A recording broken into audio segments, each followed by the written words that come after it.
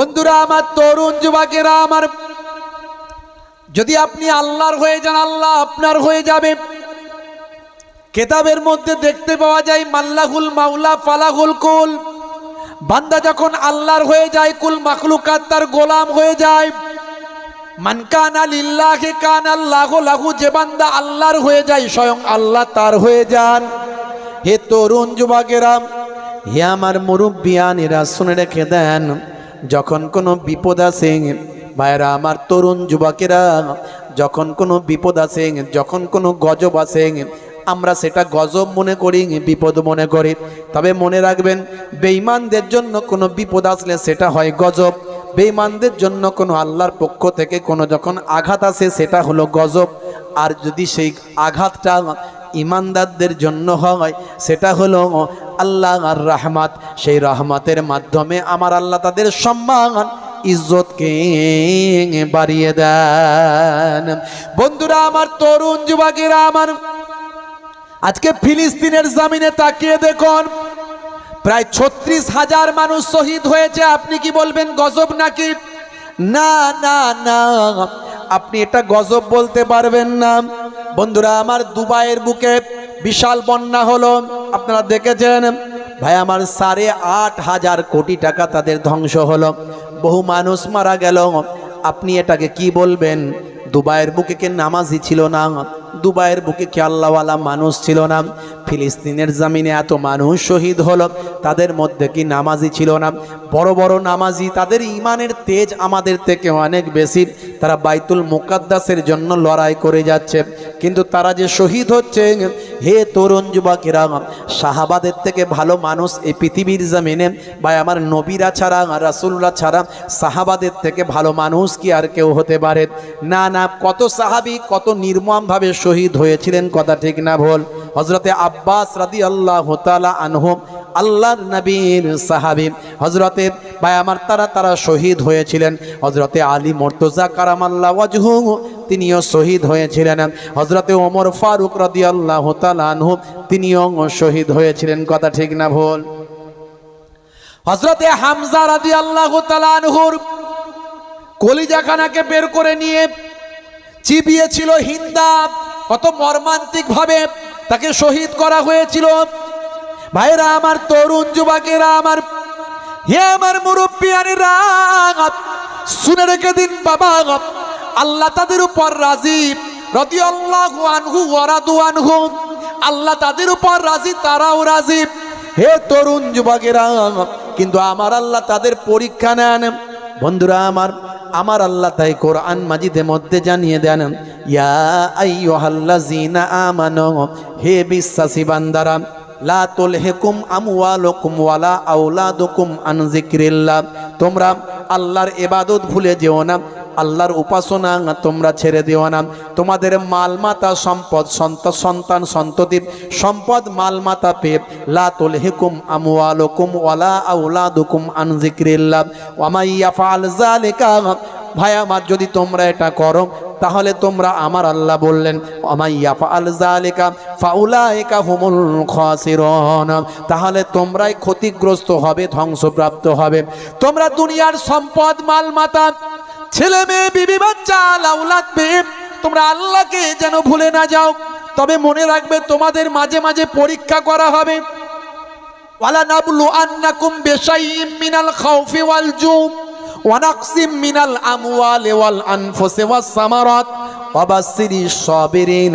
হে দুনিয়ার মানুষ, শুনে রেখে দাও, মাঝে মাঝে আল্লাহর পক্ষ থেকে তোমাদের জানমালের ক্ষতি দিয়ে, সম্পদের ক্ষতি দিয়ে, তোমাদেরকে ভয় ভীতি দেখিয়ে আমি আল্লাহ পরীক্ষা নিয়ে থাকি। ওয়ালা নাবলু আন্নাকুম বিশাইইম মিনাল খাউফি ওয়াল জু, কখনো ক্ষুধার কষ্ট দেওয়া হয়, কখনো ডর দেওয়া হয়, ভয় দেওয়া হয়, কখনো তোমাদের নাফসের ক্ষতি করে শরীরের ক্ষতি হয়, কখনো মালের ক্ষতি হয়, সম্পদের ক্ষতি হয়, আল আওলাদের ক্ষতি হয়। তার দ্বারাই তোমাদেরকে পরীক্ষা নেন কে? জোরে বলেন কে? আর জোরে বলেন কে? বাপ মারা গেলে সন্তান নারাজ হয়, হয়ে বলে, আল্লাহ, এত লোকের বাপ ছিল, কারো মরল না, আমারটাই মরল। বলে কি বলে না? এত লোকের ফসল ছিল, কারো পোকা লেগে ধ্বংস হলো না, আমারটাই হলো। এত লোকের মা ছিল, কারোটা মরল না, আমারটাই নিয়ে নিলেন। এত লোকের বউ ছিল, কারোটা মরল না, আমারটা মরে গেল। এত লোকের স্বামী ছিল, কারোরটা গেল না, আমার স্বামী একটাই উপায়ে চলে গেল। হে তরুণ যুবকেরা, আসলে নিয়েছেন কে? জোরে বলেন কে? আমরা কার কাছ থেকে এসেছি?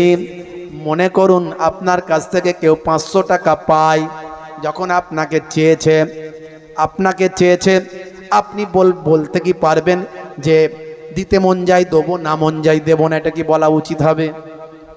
জোরে বলেন, বলা কি উচিত হবে? আপনার কাছ থেকে 500 টাকা পাই, বলছে ভাই আমার 500 টাকাটা দাও, আপনি বলছেন দিতে মন যাই দেবো, না মন যাই না দেবো, বলা যাবে? জোরে বলেন, বলা যাবে? এটা বলা কখনো উচিত হবে না। আপনার কাছ থেকে 500 টাকা পাই, যখনই চাইবে তখনই দেওয়া উচিত, তখনই দেওয়া আপনার জন্য চাই। আমার আল্লাহ আপনাকে আমাকে বাপ দিয়েছেন, মা দিয়েছেন, সন্তান দিয়েছেন, ছেলে দিয়েছেন, কাজ কারবার দিয়েছেন। যখনই নেবেন তখনই খুশি মনে দিতে হবে। কথা ঠিক না বল? বন্ধুরা আমার, তরুণ যুবকেরা আমার, এই যে ইরানের প্রেসিডেন্ট মারা গেল, শহীদ হলো, দেখেছেন আপনারা? আল্লাহ তাকে কবুল করেছেন হয়তো, তাই তিনি শাহাদাতের মৃত্যু দিয়েছেন। দেখেছেন বাবা, শহীদ হয়ে গেল ইরানের প্রেসিডেন্ট। ভাই আমার, ফিলিস্তিনের মুসলমানগুলোকে, ভাই আমার, ইসরায়েল 35,000 36,000 মুসলমানকে, নিরীহ নিরস্ত্র মানুষকে শহীদ করেছে। নিরীহ মানুষগুলোকেও তারা শহীদ করেছে। হামাসের সঙ্গে পেরে উঠছে না, হামাসের সঙ্গে লড়াই করে জিততে পারছে না। এত বড় শক্তিশালী দেশ বলে, পৃথিবীর নাকি সেরা সেরা দেশের মধ্যে তারা একটা দেশ, কিন্তু হামাসের মতো একটা সাধারণ ছোট্ট একটা স্বাধীনতাকামী সংগঠনের সঙ্গে লেগে পারেনি। ভাই আমার, সেই রাগেতে ওপর থেকে বোমা ফেলে ফেলে নিরীহ নিরস্ত্র সাধারণ মানুষগুলোকে তারা ফুলের মতো ছোট ছোট বাচ্চাগুলোকে তারা শহীদ করছে, নরনারীগুলোকে তারা শহীদ করছে।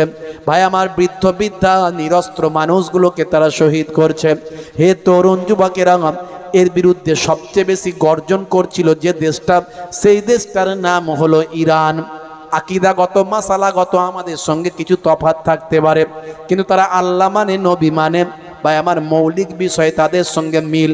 সমস্ত বিশ্বের মুসলমান একে অপরের ভাই। যদি আমার আল্লাহকে না মানে, সে তাহলে আমার আর কলেমার ভাই হবে না, রক্তের ভাই হবে। যদি সে আমার নবীকে না মানে, তাহলে সে আমার কলেমার ভাই হবে না, রক্তের ভাই হবে। মনে রাখবেন, সারা বিশ্বের মানুষ আপনার আমার রক্তের ভাই। কলেমার ভাই না হতে পারে, কিন্তু রক্তের ভাই। সবাই তো আদম নবীর সন্তান, কথা ঠিক না ভুল? তাই কোনো মানুষকে গালমন্দ করবেন না, কষ্ট দেবেন না, খারাপ বলবেন না। হে তরুণ যুবকেরা, তবে যারা নবী মানে না, আল্লাহ মানে না, তাদের জন্য আফসোস ছাড়া আমাদের কিছু করার নাই। যদি তাদেরকে আমরা সঠিক কথাটা বোঝাতে পারতাম, তাহলে হয়তো তারা বুঝতো। বন্ধুরা আমার, তরুণ যুবকেরা আমার, মুরব্বিয়ানিরা আমার, শুনে রেখে দেন। হে জওয়ান যুবকেরা, এই ফিলিস্তিনের এত নিরীহ মানুষকে তারা শহীদ করেছে, অথচ ইসরায়েল হলো একটা অবৈধ দেশ, অবৈধ রাষ্ট্র। 1948 সালের আগে ইসরায়েল নামের কোনো দেশ পৃথিবীর মানচিত্রে খুঁজে পাওয়া যাবে না। হে তরুণ যুবকেরা, আমি অনেক আলোচনা করেছি, 1000 বছরের ইতিহাস বলেছি। ফিলিস্তিন ইসরায়েল যুদ্ধ নিয়ে 1000 বছরের ইতিহাস বলেছি। আজকে বলবো না, শুধু এটুকু বলতে চাই যে এই যে ভাই আমার, ইরান সবচেয়ে বেশি সোচ্চার ছিল ইসরায়েলের বিরুদ্ধে। কেন নিরীহ মানুষগুলোকে মারা হচ্ছে? কেন মুসলমানদের বাইতুল মুকাদ্দাস দখল করে নিয়েছ? কেন তাদের জায়গা তোমরা ভালোবেসে, তারা তোমাদেরকে থাকার জন্য দিয়েছিল 1948 সালের আগে, তোমাদেরকে থাকার জন্য তোমাদের থাকার কোনো দেশ ছিল না। হিটলার 60 লক্ষ ইহুদিকে হত্যা করেছিল। সারা ইউরোপের বিভিন্ন দেশ থেকে মানুষ, ভাই আমার, ইহুদিরা সব জায়গায় লজ্জিত, অপমানিত, সব জায়গায় অত্যাচারিত হয়ে মুসলমানদের কাছে আশ্রয় নিয়েছিল। ফিলিস্তিনি ভাইয়েরা কত ভালো, তোমাদের থাকার জায়গা দিয়েছিল, খাবার জায়গা দিয়েছিল, অথচ তোমরা যে পাতে খেলে সেই পাতটাই ফুটো করলে তোমরা তাদের দেশটাকে দখল করে নিচ্ছ। সবচেয়ে বেশি গর্জন করছে যে দেশটা, তার নাম হলো ইরান। সেই ইরানের প্রেসিডেন্ট আপনারা জানেন কয়েকদিন আগে শহীদ হয়ে গেছেন হেলিকপ্টার দুর্ঘটনায়। কথা ঠিক না ভুল? তথ্য আছে না নাই? বন্ধুরা আমার, তরুণ যুবকেরা আমার, আজারবাইজানে গিয়েছিলেন বাঁধ উদ্বোধন করতে। ভাই আমার, ইরানের প্রেসিডেন্ট রাইসি আর আরেকজন গুরুত্বপূর্ণ নেতা ছিলেন, তার মধ্যে পররাষ্ট্রমন্ত্রী, ভাই আমার, তিনিও খুব গুরুত্বপূর্ণ ভূমিকায় ছিলেন। আরো কয়েকজন ছিলেন। হে তরুণ যুবকেরা, 3টে হেলিকপ্টার নিয়ে যখন তারা ফিরছিলেন, ভাই আমার, আগে একটা হেলিকপ্টার, পরে একটা হেলিকপ্টার, মাঝখানে ছিল প্রেসিডেন্টের হেলিকপ্টার। যে হেলিকপ্টারটা হঠাৎ করে আকাশ থেকে ভেঙে, ভাই আমার, পার্বত্য এলাকায় ভেঙে টুকরো টুকরো হয়ে গেল, পুড়ে গেল, সকলেই শহীদ হয়ে গেলেন। বন্ধুরা আমার, এর ভিতরেও চক্রান্ত আছে। যদি চক্রান্ত প্রমাণিত হয় তাহলে কিন্তু বিশ্বযুদ্ধ লেগে যাওয়ার সম্ভাবনা আছে। কারণ ইরান ছেড়ে কথা বলার মানুষ নয়। হে তরুণ যুবকেরা, ছেড়ে কথা বলার দেশ নয়। পৃথিবীর 14তম শক্তিশালী দেশ হলো ইরান। কিছু কম বেশি 200খানা দেশ আছে, তার মধ্যে 14তম র্যাঙ্কে আছে ইরান। ইরানের ভাই আমার বিভিন্ন অস্ত্র শস্ত্রের দিক থেকে অনেক বড় শক্তিশালী দেশ হলো ইরান। কিন্তু এই ঘটনা পেছনে আমার যতটুকু মনে হয়, ভাই আমার, এতে ইসরায়েলের গোয়েন্দা দপ্তর মোসাদের হাত থাকতে পারে। মোসাদ হলো খুব, ভাই আমার, সূক্ষ্মভাবে তারা গোয়েন্দাগিরি করে, বিভিন্নভাবে তারা চক্রান্ত করে। আমেরিকারও হাত থাকতে পারে। এমন কিছু অস্ত্র আছে যে অস্ত্র দিয়ে টার্গেট করতে পারে। তার কারণ হলো, আমার অ্যানালাইসিসে যতটুকু ধরা পড়েছে সেটা হলো, এই এত হেলিকপ্টার, এত রকমের কিছু থাকার পরেও যে হেলিকপ্টারটা ইউজ করা হয়েছিল তার বয়স হয়ে গিয়েছিল প্রায় 50 বছর। আমেরিকার হাতে তৈরি এরকম হেলিকপ্টার কেন তাদের জন্য ব্যবহার করা হলো? 1 নাম্বার পয়েন্ট। 2 নাম্বার পয়েন্ট, এই এলাকাটা যতটা পথ তারা পাড়ি দিয়েছিলেন আজারবাইজান পর্যন্ত, সেটা কিন্তু বাই রোড যাওয়া যেত। তা না করে তাড়াতাড়ি যাওয়ার জন্য, তাড়াতাড়ি ফেরার জন্য তারা কেন হেলিকপ্টার ব্যবহার করলেন? যে হেলিকপ্টারের পথটা ছিল এটা কিন্তু খুব দুর্গম পথ। 2 নাম্বার। 3 নাম্বার হলো, হে তরুণ যুবকেরা, আমি কেন এটা বলছি? তিনি শহীদ হলেন এ কথা বলতে গিয়ে বলছি, একটু ভেঙে দিই তাহলে বুঝতে পারবেন। 3 নাম্বার আমার ধারণা যেটা, বন্ধুরা আমার, যুবকেরা আমার, মুরব্বিয়ানেরা আমার, শুনে রেখে দিন, জেনে রেখে দিন বাবা। হে মুসলমান, একটু লক্ষ্য করুন ভাইরা আমার, আজকে ইরানের প্রেসিডেন্ট তিনি কিন্তু, ভাই আমার, ইসরায়েলের বিরুদ্ধে অনেক বেশি সোচ্চার ছিলেন বাবা, অনেক বেশি ক্ষমতা দখল করা, ভাই আমার, অনেক বেশি তাদের সঙ্গে, ভাই আমার, যে প্রতিরোধ করার মুডের মধ্যে ছিলেন বাবা। এটাও ইরানের প্রেসিডেন্টের উপর আঘাতের একটা কারণ হতে পারে। 3 নাম্বার। এরকম অনেকগুলো কারণ আমি খুঁজে বের করার চেষ্টা করেছিলাম। মূল কথা হলো, তিনি শহীদ হয়ে গেলেন। বন্ধুরা আমার, যদি এটা প্রমাণ হয় কোনো অ্যাটাক করা হয়েছে কিংবা কোনো ষড়যন্ত্র আছে, তাহলে 3য় বিশ্বযুদ্ধ লাগতে পারে, খুব মুশকিল হয়ে যেতে পারে। ভাই আমার, 3য় বিশ্বযুদ্ধ যদি শুরু হয় তাহলে মনে রাখবেন পৃথিবীর কিছু কম বেশি প্রায় 50% মানুষ মারা যেতে পারে। এটা একটা মালহামা হতে পারে। আল্লাহর নবীর হাদিসটাও মিলে যাচ্ছে বাবা। ততদিন পর্যন্ত ইমাম মাহাদি আসবেন না যতদিন পর্যন্ত মালহামা না হয়। মালহামা বলতে যেটা বোঝায় সেটা হলো একটা পৃথিবীব্যাপী যুদ্ধ, পৃথিবীব্যাপী একটা বিপর্যয়, যে বিপর্যয়ে একটা ম্যাক্সিমাম মানুষ মারা যাবে। আর যদি এ ঘটনা সত্যি প্রমাণিত হয়ে যায় যে মোসাদ করেছে বা ইসরায়েল করেছে, ইরান কিন্তু ছেড়ে দেবে না, যুদ্ধ শুরু হবে। ইরানের সঙ্গে সাথ দেবে আমেরিকা, ইরানের সঙ্গে সাথ দেবে ভাই আমার রাশিয়া, ইরানের সঙ্গে সাথ দেবে ভাই আমার চীন, এভাবে অনেকেই সাথ দেবে ইরানের সঙ্গে। পক্সি দলগুলো আছে ওদিকে, ইসরায়েলের পক্ষে যাবে আমেরিকা, আরও কেউ যাবে। বন্ধুরা আমার, এইভাবে যুদ্ধ বাড়তে বাড়তে একটা মালহামা তৈরি হবে। মনে রাখবেন ইহুদিদের কথা ভাই আমার হাদিসের মধ্যে এসেছে, ইহুদিরা শক্তি বিস্তার করার জন্য যে কোনো রকম তারা পদক্ষেপ নিতে থাকবে। ইহুদিদের হাতে ক্ষমতা চলে যাবে, তারা তাদের মাসিহুদ দাজ্জালের জন্য অপেক্ষা করছে। তারা আমেরিকা থেকে 4খানা লাল গরু নিয়ে এসেছে। তারা একটা বিকৃত ধারণা তৈরি হয়েছে, তাদের যে কেতাবটা তারা নাম দিয়েছে তোরাত, আসলে ছিল সেটা তাওরাত। ভালো করে বুঝবেন, তাওরাতকে তারা বলে তোরাত, আরও অন্যান্য নাম দিয়েছে তারা।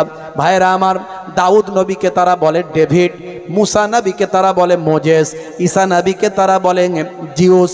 হে তরুণ যুবকেরা, হজরতে আদম নবীকে তারা বলে অ্যাডাম, ইব্রাহিম নবীকে তারা বলে আব্রাহাম, মারিয়ামকে তারা বলে মারিয়াম আলাইহিস সালাতু ওয়াস সালামকে তারা বলে মারিম। হে তরুণ যুবকেরা, খালি নামগুলো চেঞ্জ, তারা বিকৃত করেছে আসমানি কেতাব। এই জন্য সমস্ত পূর্বের কেতাবগুলোকে আমাদের মানতে হবে। ইঞ্জিল মানব, তাওরাত মানব, জাবুর মানব, 104খানা কেতাবকে মানব, কিন্তু অনুসরণ করব একটা কেতাব। কটা কেতাব অনুসরণ করতে হবে? একটা কেতাব। সেই কেতাবটার নাম হলো আল কোরআন। জোরে হবে না? জোরে হবে না? যদি আগুন লেগে ধ্বংস হয়ে যায়, ধ্বংস হয়ে যায় পৃথিবীর সব বইয়ের দোকান, তবু বিশ্ব থেকে হারাবে না পবিত্র কোরআন। জোরে হবে না? করবে কেমন করে কোরআন ধ্বংস আগুনেরও তেজ, করবে কেমন করে কোরআন ধ্বংস আগুনেরও তেজ। আছে বিশ্বে ভরা অগণিত কোরআনে হাফেজ, তারা ছাপি আসমানি গ্রন্থ, তারা ছাপি আসমানি গ্রন্থ, বাঁচাবে ইসলামের সম্মান, তবু বিশ্ব থেকে হারাবে না পবিত্র কোরআন। বন্ধুরা আমার, তরুণ যুবকেরা আমার, ইহুদিরা সারা বিশ্বকে কন্ট্রোল করতে চায়, হয় প্রচ্ছন্নভাবে, অপ্রকাশ্যভাবে, না হলে প্রকাশ্যভাবে। ভালো করে দেখুন, সারা বিশ্বকে কিন্তু তারা ইকোনমিক্যালি ভাই আমার তারা কিন্তু কন্ট্রোল করছে। সামান্য একটা বাড়িতে আপনি কোল্ড ড্রিঙ্কস খাবেন, সেটাও কিন্তু ভাই আমার সেখান থেকে একটা পয়সা কিন্তু ইহুদিদের অ্যাকাউন্টে যাচ্ছে, ইসরায়েলের অ্যাকাউন্টে যাচ্ছে। সামান্য বাড়িতে আপনি ভাই আমার বাড়ির বাথরুমের আপনি যে সমস্ত মালপত্রগুলো কেনেন, সাবান কেনেন, শ্যাম্পু কেনেন, তারও একটা পার্সেন্টেজ কিন্তু তারা কন্ট্রোল করছে। হে তরুণ যুবকেরা, ইকোনমিক্যালি অর্থনৈতিকভাবে সারা বিশ্বকে তারা কন্ট্রোল করে ফেলেছে এই অল্প কিছু বছরের মধ্যে। বন্ধুরা আমার, তরুণ যুবকেরা, এবার তারা চায় সারা বিশ্বকে ভাই আমার প্রত্যক্ষভাবে তাদের উপর রাজত্ব করতে, সারা বিশ্বকে প্রত্যক্ষভাবে কন্ট্রোল করতে তারা চায়। এরই জন্য তারা মাসিহুদ দাজ্জালের জন্য অপেক্ষা করছে। আর মাসিহুদ দাজ্জাল তারা আসবে বলে মনে করে। তাদের এই তোরার মধ্যে বিকৃত করা হয়েছে, লাল গরুর কথা বলা হয়েছে, যে লাল গরুর কথা আমার আল্লাহ কোরআনেও জানিয়েছেন। মনে রাখবেন যে গরুর সম্পর্কের যে বিবৃতি আছে তারা সেটা বিকৃত করে ফেলেছেন। তারা বলেন লাল গরু যদি জবা করা হয় তারপরেই নাকি তাদের মাসি আসবেন। তাদের মাসি হলেন মাসিহুদ দাজ্জাল। বলা হয় যে দাজ্জালের সঙ্গে ভাই আমার ইসরায়েলের প্রথম সারির পত্রিকায় নিউজ হয়েছে, তাদের ধর্মযাজকের সঙ্গে নাকি দাজ্জালের কথাও পর্যন্ত হয়ে গেছে। সে এখন দাজ্জাল ছাড়া পায়নি, ছাড়া পাবে। এই ঘটনাগুলো ঘটলে থার্ড টেম্পল যদি তৈরি করা হয়, মসজিদে আকসা যদি ভেঙে দেওয়া হয়, হে তরুণ যুবকেরা, হে আমার মুরব্বিয়ানেরা, তুব্বাতুস সাখরা, যে জায়গা থেকে আমার আপনার নবী মেরাজে গিয়েছিলেন, মেরাজে গিয়েছিলেন আপনারা জানেন। আমার আল্লাহ কোরআন মাজিদে বলেছেন, সুবহানাল্লাযী আসরা বিআবদিহি লাইলাম মিনাল মাসজিদিল হারাম ইলাল মাসজিদিল আকসা। আমার আল্লাহ বলেন, আমি মসজিদে হারাম থেকে মসজিদে আকসা পর্যন্ত রাতের বেলা আমার বন্ধু আমার পয়গম্বরকে আমি পৌঁছে দিলাম। হে তরুণ যুবকেরা, মেরাজটা হয়েছিল, এটা হয়েছিল বোরাকে চড়ে। বারকুন মানে হলো বিদ্যুৎ, বারকুন মানে হলো নূর, বারকুন মানে হলো আলো, বারকুন মানে হলো লাইট। আল্লাহর নবী লাইটে চেপে গিয়েছিলেন। ভালো করে ভাবুন, যারা বলে নবী আমাদের মতো মানুষ, ভাবুন তো দেখি লাইটের উপর কোনো মানুষ কখনো চাপতে পারে কিনা? নবী মানুষ কিন্তু আমাদের মতো নয়, নূরওয়ালা মানুষ। ভালো করে বুঝবেন, আমার নবী নূর ছিলেন, লাইট ছিলেন, তাই লাইটের উপরে নবী বসতে পেরেছিলেন। জোরে বলুন সুবহানাল্লাহ। কারণ বারকুন মানে হলো বিদ্যুৎ, যে বোরাক মানে অনেক অনেক বিদ্যুৎ। এই বোরাকটা হলো বহু বচন, বুঝতে পারছেন, মানে অনেক অনেক বিদ্যুৎ।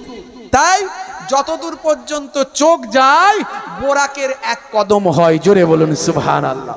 যতদূর পর্যন্ত চোখ যায় বোরাকের এক কদম, সেটা বুঝতে পারছেন ভাইরা আমার। তাহলে সেই বোরাক মানে হলো বিদ্যুৎ, অনেক বিদ্যুৎ, অনেক লাইট। লাইটের উপরে কোনো মানুষ বসতে পারবে? যারা বলে নবী আমাদের মতো মানুষ, কত বড় মূর্খের স্বর্গে বাস করি বলুন তো। আমাদের মতো মানুষ নয়, মানুষ কিন্তু আমাদের মতো নয়। কারণ নবী মেরাজে গিয়েছিলেন, বোরাকে চড়েছিলেন। রাসূল যখন হাঁটতেন মাথার উপরে এক টুকরো মেঘ ছায়া করত, রাসূলের ঘামটা মুশকে আম্বারের খুশবু হয়ে যেত। এই যে সব এখন বেরিয়েছে না, হ্যাঁ, আগে রাজমিস্ত্রির কাজ করতো, এখন শায়েখ হয়ে গেছে। এসব নবীর রাসূলের মর্যাদা এরা কি বোঝে? কথা ঠিক না ভুল? আগে মোবাইল রিপেয়ারিং এর কাজ করতো, এখন বড় শায়েখ হয়ে গেছে, খালি ফতোয়াবাজি করছে। এরা রাসূল আমাদের মতো মানুষ, নবী নাকি মরে শেষ। বলুন না নাউজুবিল্লাহ। ঈমান চলে যাবে, বরবাদ হয়ে যাবে। নবী আমার বোরাকে চড়ে গিয়েছিলেন। এই প্রমাণ কি? বানানো গল্প বলছি না, আল্লাহর কোরআন খুলুন। আল্লাহর কোরআন বলছে, আমি আমার নবীকে সুবহানাল্লাযী আসরা বিআবদিহি লাইলাম মিনাল মাসজিদিল হারাম ইলাল মাসজিদুল আকসা, আমি আল্লাহ মসজিদে হারাম থেকে মসজিদে আকসা পর্যন্ত রাতের বেলা আমার পয়গম্বর আমার নবীকে, আমার বন্ধুকে আমি আল্লাহ শায়ের করালাম। জোরে বলুন সুবহানাল্লাহ। তুব্বাতুস সাকরা, সেখানে একটা পাথর আছে, যেখানে পা দিয়ে আমার নবী আমার রাসূল কুদরতি ক্ষমতায় বোরাকে চড়ে ঊর্ধ্বগমন করেছিলেন। হে তরুণ যুবকেরা, সেই তুব্বাতুস সাকরাকে তারা ভেঙে দিতে চায়। কারা ভাঙতে চায়? এই ইসরায়েলিরা, এই ইহুদিরা।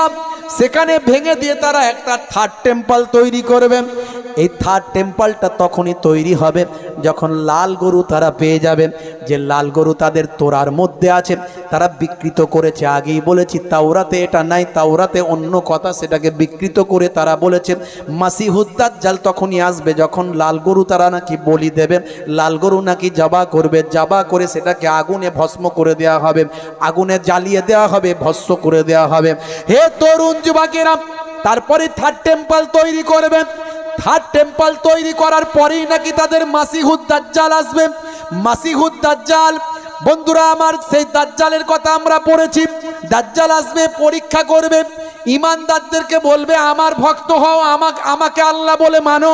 তার একটা চোখ অন্ধ হবে, একটা চোখ কানা হবে, আর কপালে লেখা হবে কাপ আলিফ ফারা, কাপ আলিফ ফেরে কাফের। পরিষ্কার যারা ঈমানদার, পড়াশোনা জানুক বা না জানুক, তারা জানতে পারবে এই হলো সেই দাজ্জাল, যার কথা আল্লাহর নবী হাদিস পাকের মধ্যে বলেছেন। দাজ্জাল কিন্তু একটা কাজ একবার করে দেবে, আকাশ থেকে বলবে পানি হও, পানি হয়ে যাবে, দ্বিতীয়বার আর পারবে না। মাটি থেকে বলবে জমিন থেকে গাছ বেরিয়ে ফল হয়ে খাইয়ে দাও, খাইয়ে দেবে, ফল তৈরি হয়ে যাবে, দ্বিতীয়বার কিন্তু পারবে না। যদি দাজ্জালকে বাবা ভাই আমার কেউ না মানে, তাকে হত্যা করবে, হত্যা করে তার জাহান্নামে দেবে, তার জাহান্নামটা আল্লাহর কুদরতি জান্নাত হয়ে যাবে। বন্ধুরা আমার, তরুণ যুবকেরা আমার, দাজ্জাল আসার পরে 40 দিন সে রাজত্ব করবে, সারা বিশ্বে রাজত্ব করবে। তার একটা দিন হবে, একটা দিন হবে ভাইরা আমার। হে তরুণ যুবকেরা, হে আমার মুরব্বিয়ানেরা, শুনে রেখে দিন বাবা, জেনে রেখে দেন। একটা দিন হবে, 1000 বছরের দিন ভাই আমার সমান। হে তরুণ যুবকেরা, মানে একটা দিন হবে অনেকগুলো দিনের সমান, বিরাট বড় দিন হবে তার এক প্রথম দিন, তারপরের দিন থেকে কমতে শুরু করবে, এইভাবে 40টা দিন মানে অনেক দিন রাজত্ব করবে বাবা। তারপরেই আমার আল্লাহ ইমাম মাহদিকে পাঠিয়ে দেবে। এখন দেখেন না, ঘন ঘন মোবাইল করলে ইমাম মাহাদি পাওয়া যায়, বলে ইমাম মাহাদি এসে গেছে। মুর্শিদাবাদের দিকেও নাকি ইমাম মাহাদি বেরিয়েছিল কিছুদিন আগে, বলছে আমি ইমাম মাহাদি, বুঝতে পারছেন? হ্যাঁ, পাকিস্তানে তো এমন ইমাম মাহাদি বেরিয়েছে, বেরিয়ে বিরাট বিরাট সে ফতোয়া দিচ্ছে, বলছে ভবিষ্যৎবাণী করে দিচ্ছে এখন থেকে। না আছে দাড়ি, না আছে মোচ, পুরো একদম ক্লিন শেপ, মানে একদম চকচকে ঝকঝকে, মাথার চুলগুলো কিছু কমে গেছে, টাক মতো হয়ে গেছে, প্যান্ট শার্ট পরা, সে নাকি ইমাম মাহাদি হয়ে গেছে, বুঝতে পারছেন? হ্যাঁ, ইমাম মাহাদি বেরিয়েছে। এসব ভাণ্ড, এসব ভাউতা, এসব 2 নম্বরই জালি। মনে রাখবেন, ইমাম মাহাদি তিনি কখনো নিজের কথা পরিচয় দেবেন না যে আমি ইমাম মাহাদি। ইমাম মাহাদিকে মানুষ চিনতে পারবে যখন কাবা ঘরটা তিনি তওয়াফ করবেন, তার কালচার, তার ব্যবহার, তার ইবাদত, তার চেহারাখানা দেখে মানুষ বুঝতে পারবেন, রাসূলের হাদিসের সঙ্গে মিলে যায়, ইনিই হলেন সেই ইমাম মাহাদি। জোরে বলেন সুবহানাল্লাহ। আল্লাহর নবী বলেন ইমাম মাহাদি আসবে, সেই ইমাম মাহাদি হবে ফাতেমার বংশধরদের মধ্যে থেকে। জোরে বলুন সুবহানাল্লাহ। ইমাম মাহাদির নামটা হবে আমার নামে নাম, ইমাম মাহাদি হবে তার লাকাব, তাকে লোকে ইমাম মাহাদি বলে ডাকবে, এটা লাকাব, কিন্তু আসল নামটা হবে আমার নামে নাম। ইমাম মাহাদির আব্বার নামটাও হবে আমার আব্বার নামে নাম, বুঝতে পারছেন? ইমাম মাহাদির মায়ের নামটা হবে আমার মায়ের নামে নাম, অর্থাৎ ইমাম মাহাদি আমার খানদানের মধ্যে থেকে আসবে, বুঝতে পারছেন? অনেক ঘটনা, আমি বেসব কথায় যাচ্ছি না। আসল কথা হলো যেটা বলতে চাইছিলাম, একটা মালহামার দিকে যাচ্ছে।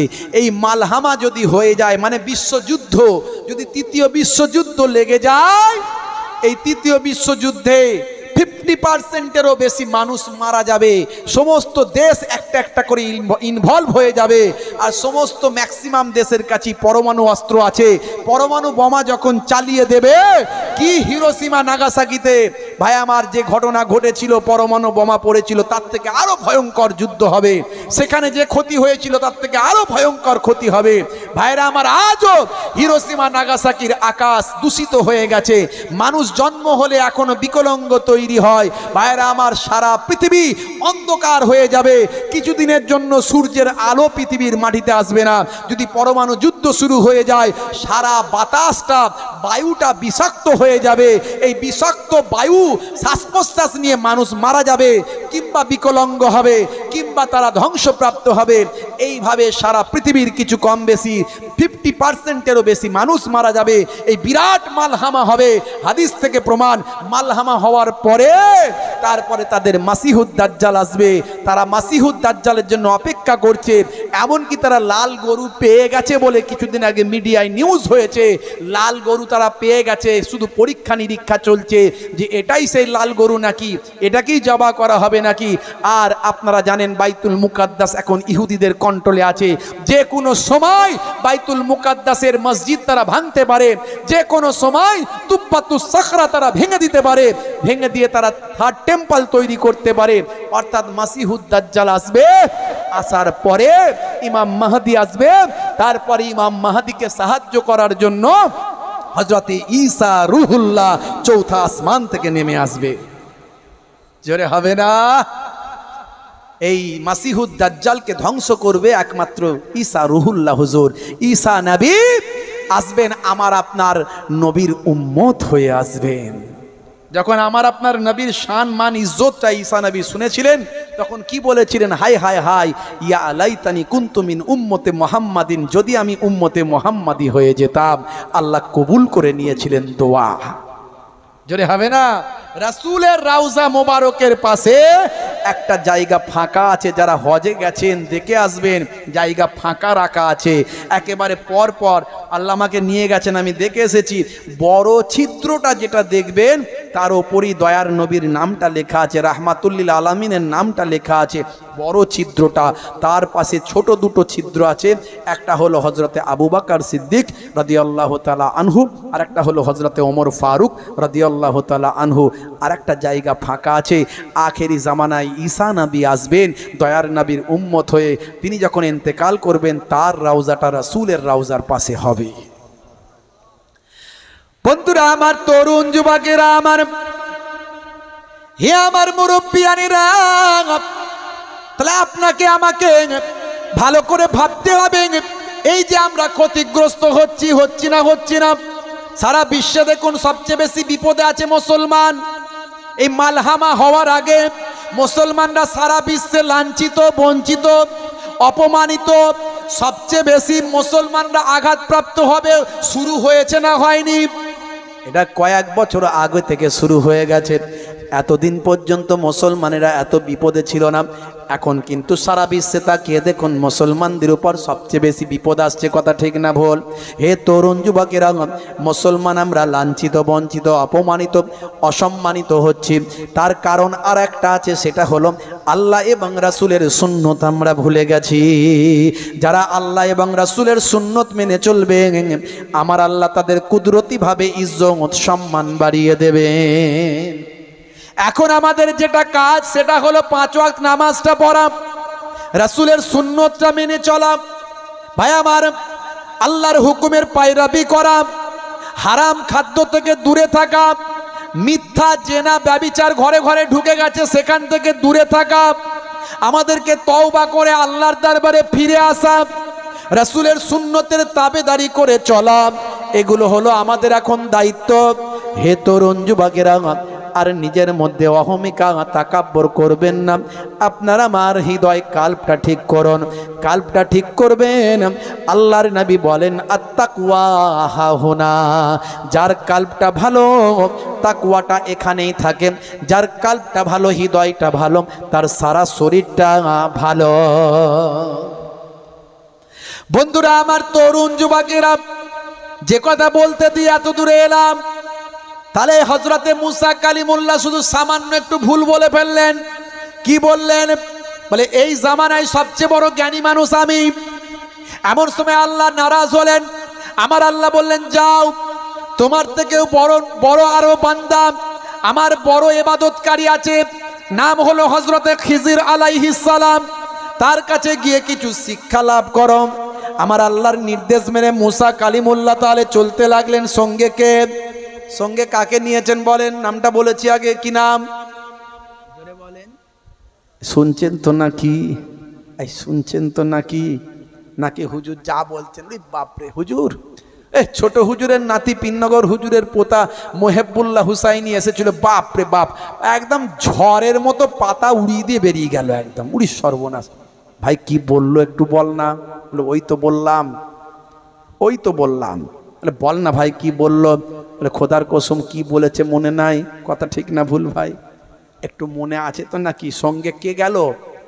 ইউসা বিন নুন, মনে আছে তো? বন্ধুরা আমার, তরুণ যুবকেরা আমার, হে আমার মুরব্বিয়ানেরা, শুনে রেখে দিন বাবা, সেই আলপনার রেখাকে অনুসরণ করে ভাই আমার মাজমুআতুল বাহরাইন, ভাই আমার এই 2 সমুদ্রের সংযোগস্থল, সেখানে গিয়ে হাজির হলেন। সেখানে গিয়ে একজন আল্লাহর নেক বান্দাকে দেখতে পেলেন, আল্লাহর ইবাদতে তিনি মাশগুল আছেন। ইবাদত থেকে ফারেগ হওয়ার পরে হযরতে মুসা কালিমুল্লাহ তেনাকে সালাম দিলেন। সালাম দেওয়ার পরে তিনি জবাব দিলেন, দিয়ে বললেন, হে নবী মুসা কালিমুল্লাহ, বলে আপনি আমাকে কেমন করে চিনলেন, কেমন করে জানলেন আমি মুসা কালিমুল্লাহ? বলে আমার আল্লাহ সেটা জানিয়ে দিয়েছেন, আপনি আমার কাছে এসেছেন থাকার জন্য, কিন্তু মনে রাখবেন আপনি আমার সঙ্গে থাকতে পারবেন না। বলে আপনার কাছে থাকার জন্যই তো আল্লাহ পাঠিয়েছেন, আপনার কাছ থেকে কিছু জ্ঞান অর্জন করার জন্যই তো আল্লাহ পাঠিয়েছেন।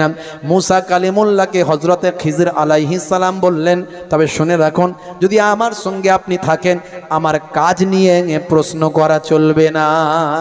আমি যে কাজগুলো করব এই কাজ নিয়ে আপনি প্রশ্ন করতে পারবেন না। আমার কাছে যদি আপনি থাকতে চান, যদি আমার কাছে থেকে কিছু জানতে চান, বুঝতে চান, কিন্তু প্রশ্ন করলে হবে না, কেন করলাম, কি হলো, আপনি বুঝে নেবেন, আমি কি করছি সেগুলো বুঝে নেবেন। বন্ধুরা আমার, খুবই সংক্ষেপ করে বলি, লম্বা চওড়া নয়। হে আমার বন্ধুরা, শুনে রেখে দিন বাবা, এমন সময় দেখতে পাওয়া যায় হযরতে মুসা কালিমুল্লাহকে নিয়ে হযরতে খিজির আলাইহিস সালাম নদী পার হলেন। একটা নৌকায় করে নদী পার হয়ে ওপারে যাওয়ার পরে নৌকাটা ফুটো করে দিলেন, ছিদ্র করে দিলেন, নৌকাটা ছিদ্র করে দিলেন, ফুটো করে দিলেন। এমন সময় মুসা কালিমুল্লাহ রাগী মানুষ, রাগান্বিত হলেন, হয়ে বললেন, যে নৌকা করে আপনি চড়ে এপারে এলেন আমাদেরকে নিয়ে, সেই নৌকাটা আবার আপনি ফুটো কেন করে দিলেন? এতে মানুষের ক্ষতি করে দিচ্ছেন কেন? বলে, ওই তো বলেছিলাম আমার কাজগুলো দেখবেন, বুঝবেন, জানবেন, কিন্তু প্রশ্ন করা চলবে না। আপনি যদি প্রশ্ন করেন আমার সঙ্গে আপনাকে রাখবো না। মুসা কালিমুল্লাহ বললেন, ঠিক আছে ঠিক আছে, আমি আর কোনো প্রশ্ন করব না। আবার চলতে লাগলেন। বেশ কয়েকদিন যাবার পরে হঠাৎ দেখতে পাওয়া যায়, হে তরুণ যুবকেরা, হে আমার মুরব্বিয়ানিরা, শুনে রেখে দিন বাবা, একটা বাচ্চা ছেলে ভাই আমার, বাচ্চা ছেলে কোনো কারণবশত হযরতে খিজির আলাইহিস সালাম তাকে হত্যা করে দিলেন। এটা খিজির আলাইহিস সালামের জন্য স্পেশাল। যে বাচ্চাই হোক না কেন, আপনি আমি কাউকে তো মারতে পারি না, আঘাত করতে পারি না, বাচ্চা তো বাচ্চা। কিন্তু খিজির আলাইহিস সালাম সাধারণ মানুষ নন, ভালো করে বুঝবেন। তাই খিজির আলাইহিস সালাম সেই বাচ্চাটাকে ভাই আবার মেরে ফেললেন, বাচ্চাটাকে খুন করে দিলেন। হে তরুণ যুবকেরা, মুসা নবী রাগী মানুষ, রেগে গেলেন, আর এতটুকু বাচ্চাকে আপনি মেরে ফেললেন, এটা কেমন করে? ওই তো বলেছিলাম আপনি আমার সঙ্গে থাকতে পারবেন না, আমার সঙ্গে থাকতে পারবেন না, আমার কাজকর্ম আপনার পছন্দ হবে না, তাই বলেছিলাম আপনি চলে যান, আপনাকে আমার সঙ্গে রাখবো না। আমি বলেছিলাম আমার সঙ্গে থাকলে কোনো প্রশ্ন করতে পারবেন না, শুধু আমার কাজকর্মগুলোকে আপনি দেখবেন আর বুঝবেন। হযরতে মুসা কালিমুল্লাহ বললেন, না না, ঠিক আছে, আল্লাহ যখন আপনার নাম করে পাঠিয়েছেন নিশ্চয় কিছু ব্যাপার আছে, তাই আল্লাহ যখন পাঠিয়েছেন আপনার কাজ পছন্দ না হলেও আমি আপনার কাছে থাকব। আবার বেশ কিছুদিন যাওয়ার পরে হে তরুণ যুবকেরা, একটা বিরান বাড়িতে গেলেন, যে বাড়িটা ভেঙে ধ্বংস হয়ে গিয়েছিল, যে বাড়িটা ভেঙে পড়ে গিয়েছিল, এমন একটা বিরান বাড়ি যেখানে কেউ থাকে না, এই রকম বিরান বাড়িতে গেলেন। ভাই আমার, সেই বিরান বাড়িতে গিয়ে দেওয়ালটা ভেঙে টুকরো হয়ে গেছে, ভেঙে ধস হয়ে নষ্ট হয়ে গেছে। ভাই আমার, সঙ্গীদেরকে নিয়ে সেই দেওয়ালটা গাঁথতে শুরু করলেন। কেউ নাই, লোক নাই, জন নাই, বিরান জায়গা, বিরান বাড়ি, কেউ থাকে না। অথচ তিনি গিয়ে বললেন দেওয়ালটা গাঁথতে হবে, চলো গাঁথি। সবাই মিলে কাজ শুরু করে দেওয়ালটা গাঁথতে লাগলেন। হযরতে মুসা কালিমুল্লাহ বলেন, আপনার কি কোনো কাজ নাই? এখানে কেউ থাকে না, কেউ রয় না, কেউ বাড়িতে থাকে না, এরকম একটা পড়া জায়গা, পড়া ভিটে আপনি দেওয়াল গাঁথা শুরু করলেন। ওই তো বলেছিলাম, আপনাকে বলেছিলাম না প্রশ্ন করবেন না। আপনি বড় ব্যস্ত মানুষ, বড় রাগীয় মানুষ, আমি বলেছিলাম আপনি আমার কাছে থাকতে পারবেন না। তবে আপনি আমাকে 3টে প্রশ্ন করেছেন, আমার 3টে কাজেতেই আমি আপনাকে আর রাখবো না। তবে 3টে প্রশ্নের উত্তর আপনাকে দিয়ে দিই, আমার কাজের ব্যাখ্যাগুলো করে দিই। হে তরুণ যুবকেরা, শুনে রেখে দিন বাবা, জেনে রেখে দিন বাবা, হযরতে খিজির আলাইহিস সালাম বললেন, হে নবী মুসা কালিমুল্লাহ, আপনাকে আল্লাহ এত সম্মান দিয়েছেন, এত ইজ্জত করেছেন, আপনার সঙ্গে কথা বলেন, আপনাকে পয়গম্বর বানিয়েছেন, তারপরেও আল্লাহ আমার কাছে পাঠিয়েছেন, আপনার থেকে আমাকে আল্লাহ অনেক বেশি জ্ঞান দান করেছেন। সেই জন্যই তো আপনার মতো এত বড় যোগ্য নবীকে, যোগ্য পয়গম্বরকে আমি খিজির আলাইহিস সালামের কাছে পাঠিয়েছেন। শুনে রেখে দেন, আমাকে আল্লাহ যে জ্ঞানটা দিয়েছেন সে জ্ঞানটা তো আপনাকে আল্লাহ দেননি, তাই আপনাকে আমার কাছে আসতে হয়েছে। আমি আপনাকে আর আমার কাছে রাখবো না।